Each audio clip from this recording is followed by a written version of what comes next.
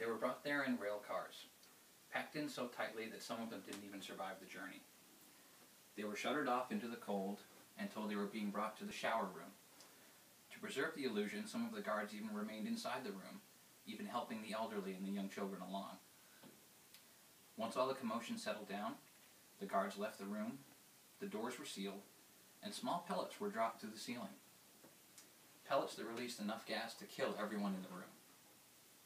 Their only crime, you ask, was adhering to different religious beliefs than their government supported. More than 6 million people died during World War II. Men, women, and children. Over the next few minutes, I'll talk to you about the differences between religious beliefs and how their involvement in government can be sometimes a fatal involvement. I'll give you some examples to start off with about religious conflicts through history and the human toll they've exacted. And then we'll talk a little bit about examples of religion in our own government. And then finally, the opinions of the U.S. population when it comes to the involvement of religion in our own government. The Crusades was a conflict that was supported by the Catholic Church and the Pope himself, where Christians fought against Muslims throughout Europe. The result, more than 2 million people dead. The 30 Years' War was a conflict between Protestants and Catholics that resulted in more than 8 million people dead, and at one point involved nearly every country throughout Europe. The French Wars of Religion resulted in over 3 million people dead, again a conflict between Protestants and Catholics. These may seem like ancient examples, but if you think this could never happen in our day and age, maybe we should talk about some instances now where religion has already come into our own government.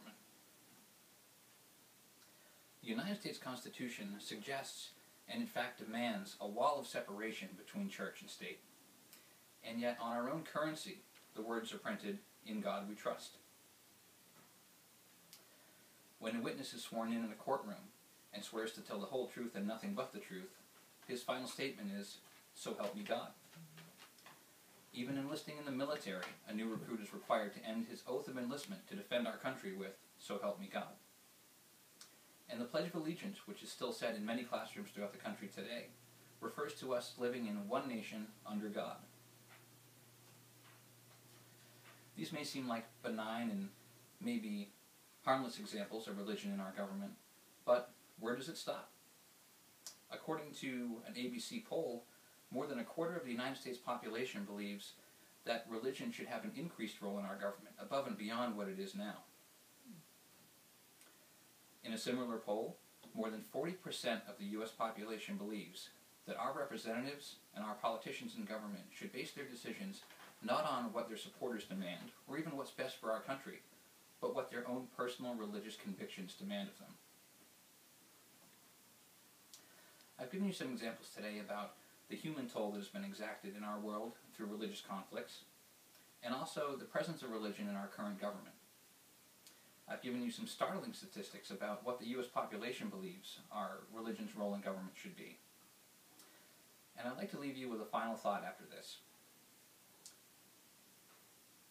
When it comes to the day when we have to decide which role we support, whether it's religion or government, is there a difference between the person who sides with God and demands that we all adhere to the same religion, and the person who sits idly by and does nothing to stop anything? And the one final question that I'd like you to ask yourself after this presentation is, when the revolution begins, what side are you going to be on?